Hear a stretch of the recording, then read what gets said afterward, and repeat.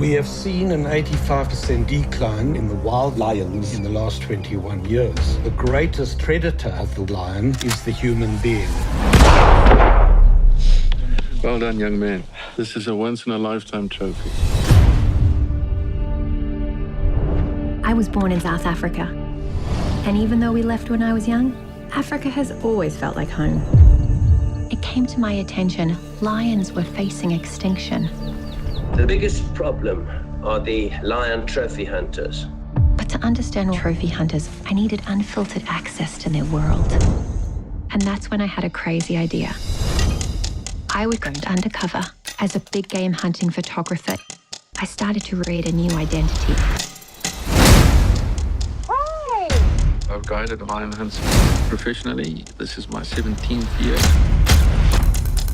Blacks are animals. How could you tell me they are humans? Why are you shooting a lion? Is it that difficult for you to get an erection? I was genuinely starting to worry about what I got myself into. You got it! Oh, man! I think I'm in over my head.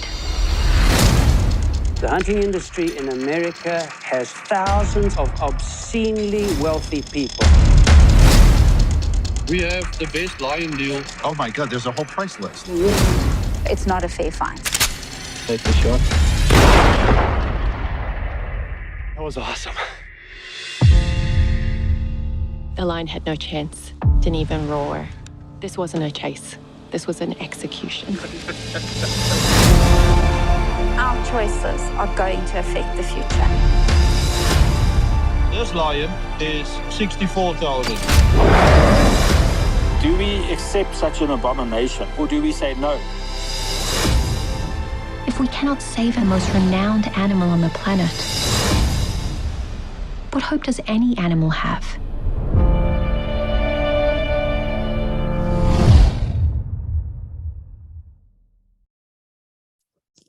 In the extraordinary new documentary Lion Spy, filmmaker Rogue Rubin goes undercover with the thrill killers of living things to fight the pending extinction of wild lions in Africa.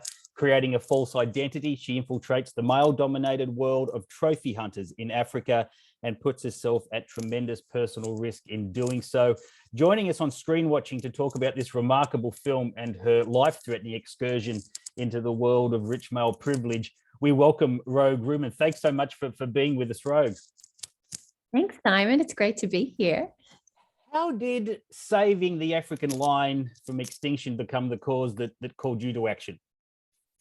Oh, good question. I think I was at a place in my life where, as much as I love film and entertainment and the industry, I felt that I was missing something and that there needed to be a greater cause and a greater obligation. I think we're all searching for the meaning to life in some weird way, right? Some people are just smarter and just go out for a good dinner, right? Good falafel.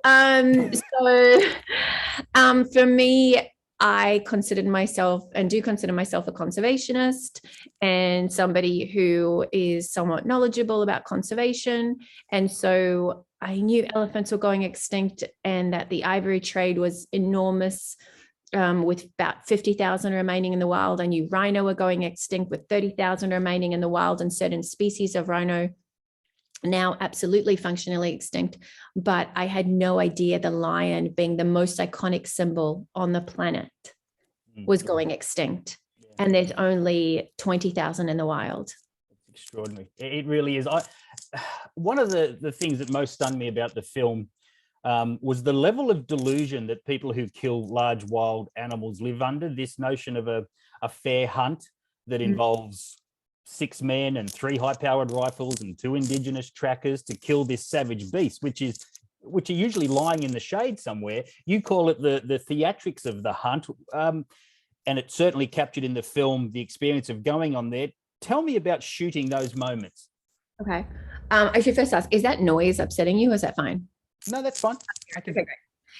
So, gosh, I think that conversation regarding delusion has come up a lot lately. And I think one of the important things to say is the parts that you mentioned, I think, are narratively informed by the people taking them and enticed. I don't think they're delusional. I think they've been brought up with a very different education and understanding to us. They're a very different sect to those people probably watching. Trophy hunting is its own group of people, maybe its own, I don't know, maybe its own religion, if I can even say that. So it's a different way of being raised. So I don't want to say that they've just been really educated in another fashion to believe that this is acceptable and this is what you should do. But the narrative of the outfitters and the professional hunters who say, oh my God, crawl on the floor, run for it. Yes, that is all there to help create the idea and create the story for them that this was this amazing fight. When, as you said, when you have high-powered rifles and you have bullets the size of your hand, and you have trucks and you have helicopters and you have, way more than two, you referred to Indigenous hunters, way more than two Indigenous hunters, then it's a narrative that they've created to help them retell the story. And you just imagine that they're sitting back there at home somewhere, whether it's Europe, America, Australia, and it's like, well, when I ran for 100 miles and then 200, take them down, took them down with a single bullet. Yeah, and I got them. And did you see my shot? It's like, yeah, someone else set up your shot on sticks. You couldn't miss. High-powered rifle. But you know what? If you go back out there and you do this all on foot and you track it yourself and you're by yourself just like it is, and then you take it down with your bare hands, I am super happy to have that conversation. Sure. Yep, that's the real hunt. That's the fair hunt, exactly. The degree of exploitation you uncover is remarkable. Not just the hunters, but the hangers-on, like that creepy fake activist influencer, clearly in it just for the likes and the hits, and right up to the level of the past administration in the US who cleared the way for hunting to continue. Were there elements of mankind's abuse of wildlife that surprised even you? I think the element that you vaguely touched on it. I think the level of corruption that it goes up to on every level. And Australia likes to wave its hands in the air and say they're not a part of it. Well, you are. It's corruption in every country. It's corruption at every level that is not taking into consideration the lion species or conservation in general. And I do sometimes this film does focus on lions, but there's a greater conversation to be had about conservation and species in general. And we all have an obligation to protect the most iconic species in the world. It's not, sure, there are not lions in Australia. That is because, and the lions only exist now in Africa and a small pride in India. And that's because, throughout history and time, that's the only place that they've managed to still exist. Will they even exist there by the time you and I pass? I don't know at this point. I hope so. That's the point of the documentary. So it's a lot, but it's I think what surprised me the most was simply the documentary in general being, I didn't know lions were going extinct. Why? There you go. That was the most surprising thing. Yeah, no, it was very surprising. You're absolutely right. We can't talk about this film without talking about some of the heartbreaking moments in the film. And you warn audiences with the very first frames of the movie that some scenes may disturb.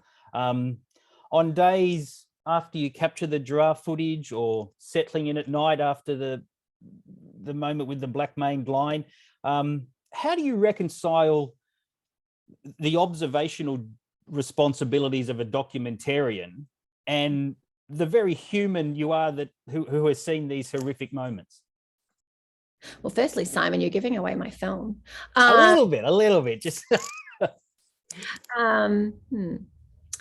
I think when you are out there filming as a filmmaker, as a documentarian applies. I'm a filmmaker. Obviously, you've read my resume. I do more than documentaries, but documentarian is someone who documents, right?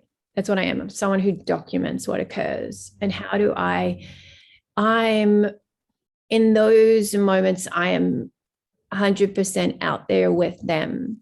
And my day doesn't end after the animal is killed. My day continues with them. And it changes and it evolves. So you're maybe driving another few hours, you're watching the most beautiful sunset you've ever seen in Africa. And you are, sitting back with a champagne. Like, it's not what people want to hear, but it's also reality of what exists. So it's disassociation, and it's moving on. My job, as you said, is to document, and that requires me to continually to move on. So the process of reflection was a process that took place in editing, not on the days that it occurred. Sure. The tide is turning a little bit against animal exploitation. That the Blackfish documentary had an impact on SeaWorld, and clearly the wave of anger that surfaces every time the Melbourne Cup is run, any kind of, or that circuses are now a thing of the past that involve animals. Will we see animal exploitation in these most horrific sort of forms disappear in our lifetime? Will we see the end to lion trophy hunting in our lifetime? I think is the question. Yep. Answer is, I freaking hope so. Yeah. Because as Chris Mercer says, his concern is as long as there's one lion left, they will continue to persevere to hunt it. And you even see in the film, it's documented that a man paid, what was it? Gosh, was it $1 million, or I want to say something close to that, to hunt one of the last rhino, and he saw this as a proud moment. So is that what we're heading to? Are we heading to, hey, for $10 million, you can, I'd probably be more for a lion, right? You can hunt the last lion on earth, right? Is that where we're going? Or are we as a society going to take responsibility? And a society, I'm referring to all humans, coming from the word humane, taking responsibility for the most iconic animal on the face of the earth, because it's one of the first animals children recognize is the lion. We all love Simba. We all love the Lion King. And someone somewhere said, hey, if you think you're going to see the Lion King, wrong film. By the way, wrong film, totally true. It's not. It's Simba's real life. So, God, I want to say yes. The optimist in me who made the film wants to say yes. Sure. I hope it becomes what my hope is for the film is that every country says the importation of lion trophies is illegal, because if it becomes an illegal practice to import them, then people don't want to hunt them. So that is what I'm hoping for the film. And I'm also hoping that people take a real call to action of giving, one coffee. Just as I've said in the film, I say skip one coffee a year. So instead of paying $4 to your barista, give it to one of the amazing organizations outlined in the film, outlined on the website, lionsbythefilm.com. Give it to them, and they will have the resources and the scientific background to save the lion species. Also go to Lions by the Film to find out screening dates, and we'll post them down below there and on our on all our socials. Rogue, thank you so much for chatting with me. You've made such an important film, such a fascinating film as well. On top of all the message elements of it, it's a cracking thriller as well. You deep embedded in these people's lifetime. I was on the edge of my seat through much of it. So congratulations. Thank you. Well, that's just, that was just real life. I just gave it to you. Thank you so much, Rogue. It was lovely talking to you. You too. Thank you so much. Okay. Have a good day. Bye-bye. Bye.